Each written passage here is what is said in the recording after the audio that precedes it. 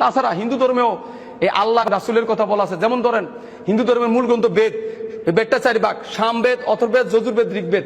ঋগ্বেদে বলা আছে একং ব্রহ্মা দ্বিতীয়াং নাস্তি না নাস্তি কিঞ্চন, স্রষ্টা মাত্র একজনই, দ্বিতীয় কেউ নেই। কোরআনে সূরা ইখলাসে বলা আছে কুল হু আল্লাহু আহাদ, বলো আল্লাহ এক ও অদ্বিতীয়। কোরআনে বলা আছে আল্লাহ একজন। হিন্দু ধর্মের যজুর্বেদে বলা আছে অন্ধন্তম প্রবিশন্তি যাহসংভূতি উপাস্যতে তত বইবতে তমজৌ সম্ভূতরতা, অন্ধকার নরকে প্রবেশ করিবে তারা যারা সৃষ্টিকর্তাকে বাদ দিয়ে সৃষ্টিকর্তার সৃষ্টির পূজা করে, যেমন আগুন জল বাতাস। আর যারা মূর্তি পূজা করে তারা আরো বেশি অন্ধকারে প্রবেশ করিবে। তেমনি তাহলে তাদের ধর্মে মূর্তি পূজা বা শিরক করা নিষেধ। তো আল্লাহ তাআলা কোরআনে ঘোষণা করেছেন ইন্নাল্লাহা লা ইয়াগফিরু আইয়ুশরাকা বিহি ওয়া ইয়াগফিরু মা দুনা যালিকা লিমান ইয়াশা। আল্লাহ বলছে আমি শিরকের পাপ কখনোই ক্ষমা করিব না, এছাড়া অন্য যে কোনো পাপ ইচ্ছা হলে ক্ষমা করে দিতে পারি। শিরকের পাপ কি? আল্লাহকে বাদ দিয়া গাছের পূজা, মাছের পূজা, পীর পূজা, মাজার পূজা, অথবা আল্লাহর সমকক্ষ মনে করে, আল্লাহর পুত্র মনে করে নাউজুবিল্লাহ এই তাদেরকে পূজা করা, এটা কখনোই আল্লাহ ক্ষমা করবে না। তাহলে দুনো ধর্মেই পূজা করা নিষেধ। তো এরপরে আল্লাহ তাআলা বলছেন সূরা আলে ইমরানের 19 নম্বর আয়াতে বিসমিল্লাহির রহমানির রহিম ইন্নাদ দীনা ইনদাল্লাহিল ইসলাম, আমি আল্লাহর কাছে একমাত্র মনোনীত ধর্ম ইসলাম। সূরা 85 নম্বর আয়াতে আল্লাহ তাআলা বলছেন 85 নম্বর আয়াতে ওয়া মাই ইয়াবতাগি গায়রুল ইসলামি দীনান ফালা ইয়াকবালা মিনহু ওয়া হুয়া ফিল আখিরাতি মিনাল খাসিরিন। যদি কোনো মানুষ ইসলাম ছাড়া অন্য কোনো ধর্ম পালন করে বা অবলম্বন করে তা কখনোই গ্রহণ করা হবে না, পরকালে সে ক্ষতিগ্রস্তদের অন্তর্ভুক্ত হবে। অতএব ইসলাম ছাড়া সমস্ত ধর্ম বাতিল হয়ে গেছে, ইসলাম ছাড়া অন্য ধর্ম কোনো পালন করলে আল্লাহ গ্রহণ করবে না।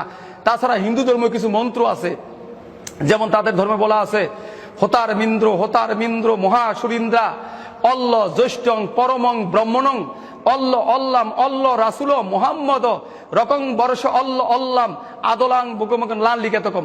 আরেক জায়গায় বলা আছে লা ইলাহা হরতি পাপম ইল্ল ইলাহা পরম পাদম জন্ম বৈকুণ্ঠ অপিনতিত জবিনা মোহাম্মদম। লা ইলাহা হরতি পাপম, আল্লাহ তাআলাই পাপ মুক্ত করে, পাপ ক্ষমা করে। ইল্ল ইলাহা পরম পদম, আল্লাহর কাছে আশ্রয় নয় প্রকৃতির আশ্রয়। জন্ম বৈকুণ্ঠ অপিনতিত জবিনা মোহাম্মদম, যদি বৈকুণ্ঠে বা স্বর্গে যেতে চাও তাহলে মোহাম্মদের দেখানো পথ অনুসরণ এবং অনুকরণ করো। এটা হিন্দুত্ব ধর্মে লেখা। আর কোরআনে আল্লাহ তাআলা বলছে কুলিন কুনতুম তুহিব্বুনাল্লাহ ফাতাবিহুনি ইউহিব্বুকুমুল্লাহ ওয়া ইয়াগফিরু লাকুম যুনুবাকুম ওয়া আল্লাহু গফুরুর রহিম। এটা সূরা আলে ইমরানের 31 নম্বর আয়াত। আল্লাহ তাআলা বলছে হে রাসূল আপনি বলে দিন তোমরা যদি আল্লাহ তাআলাকে ভালোবাসো তাহলে আমি রাসূলকে অনুসরণ করো, আল্লাহ তাআলা তোমাদের গুনাহগুলি ক্ষমা করবেন, তোমাদের ভালোবাসবেন। তাহলে হিন্দু ধর্মে আল্লাহ রাসূলকে মানতে বলা হয়েছে, ইসলাম ধর্মে আল্লাহ রাসূলকে মানতে বলা হয়েছে, আর অন্যান্য ধর্মে আল্লাহ রাসূলের কথা বলা হয়েছে। তাহলে আল্লাহ রাসূলকে মানা ছাড়া কেউ জান্নাতে যেতে পারবে না, ইসলাম গ্রহণ করা ছাড়া। অর্থাৎ সারা বিশ্বের মানুষের তরিকা হলো আল্লাহ রাসূলের তরিকা, আর ইসলাম হলো সকল মানুষের জীবন ব্যবস্থা, ধর্ম, এছাড়া কোনো উপায় নেই। আর হিন্দু ভাইরা যদি জানতে চায় যে ভাই আপনি যে মন্ত্রগুলি বলছেন সেই মন্ত্রগুলি আমরা কোথায় পাবো, আপনাদের বেদে আছে, বিভিন্ন ধর্মে আছে। তাছাড়া আমি ভারতের মাওলানা কালিম সিদ্দিকী এবং আমাদের মুফতি জুবায়ের আহমেদ ভাইয়ের সাহায্য নিয়ে একটা বই লিখেছি, যে বইটার নাম দিয়েছি আমি হিন্দু সনাতন ধর্মে কল্কি অবতার বা অন্তিম অবতার। এই বইটার নাম দিয়ে সত্যপথের দিশা। এই বইটা আপনারা আমার নাম্বারে যোগাযোগ করলেও পাবেন, এবং ইউটিউবের চ্যানেলে যে এই সাক্ষাৎকারটা ছাড়বে ওনার নাম্বারে যোগাযোগ করলে পাবেন। কারণ এই বইটার ভিতরে অনেক কিছু দেওয়া আছে।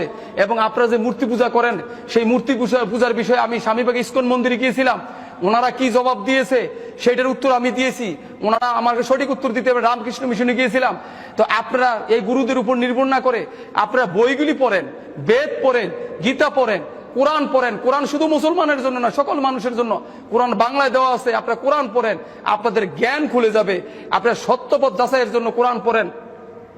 বেদ আমার, কোরআন মুসলমানের, এইভাবে না।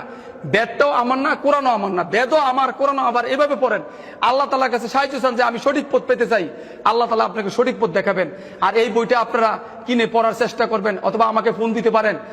অনেক হিন্দুরা আমাকে ফোন দেয়, যেমন ভারতের বিহার থেকে একজন লোক ফোন দিয়ে আমার কাছে কলমা গ্রহণ করেছে, উনি বাংলাদেশে আসতে চাইতেছেন, এরকম অনেক জায়গার থেকেই ফোন দেয়। তো আমার মোবাইল নম্বর হচ্ছে 01947382301 01947382301। ইনশাল্লাহ আপনারা এই নাম্বারে যোগাযোগ করবেন। আর অনেক কথা বলেছি, যদি কারো মনে কষ্ট পেয়ে থাকেন আল্লাহর হস্তে আমাকে ক্ষমা করবেন, আমি আপনাদের কাছে ক্ষমা প্রার্থী। আর আমার কোনো ভুল হলে আপনারা অবশ্যই ফোন করে আমাকে জানাবেন, আমি সংশোধন করে ইনশাআল্লাহ।